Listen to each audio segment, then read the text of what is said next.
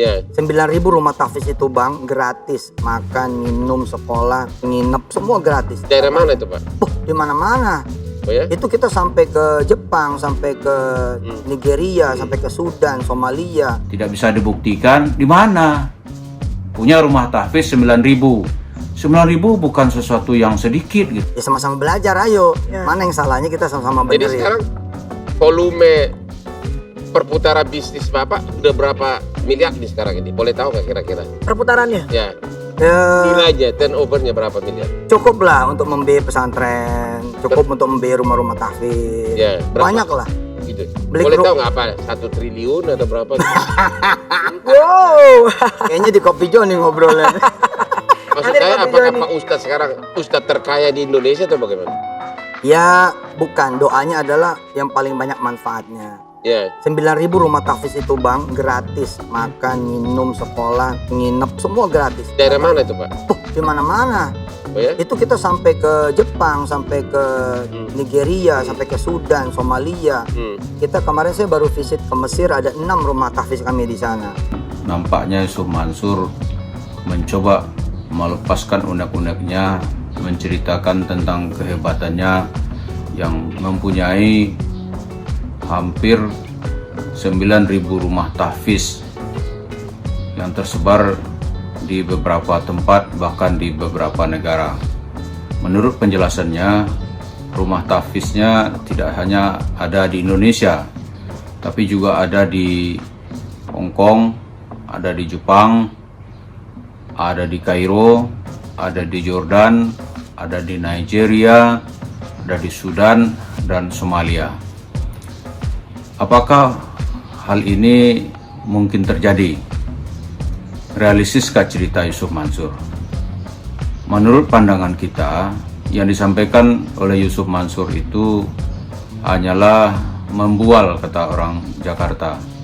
Dalam bahasa Arab disebut berbohong atau membohongi, dan orangnya disebut sebagai seorang pembohong.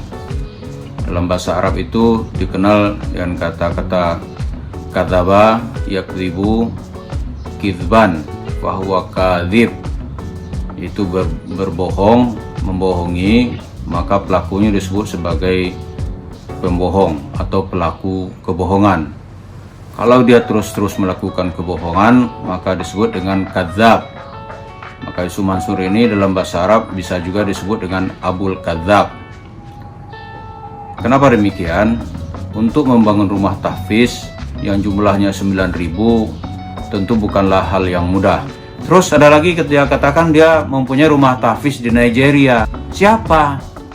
Orang Indonesia tidak ada di Nigeria, kecuali pegawai-pegawai yang bertugas distribusi Indomie untuk Afrika.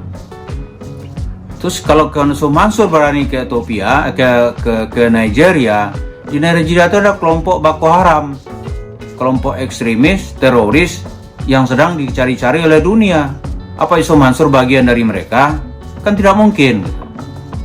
Terus dikatakan lagi dia punya rumah tahfiz di Somalia. Ini jelas-jelas ya suatu yang tidak bisa diterima oleh akal. Somalia semenjak 30 tahun terakhir itu negeri yang dilanda perang. Mata uangnya sampai sekarang tidak ada dalam mata uang dunia. Terus Yusuf Mansur masuk ke sana.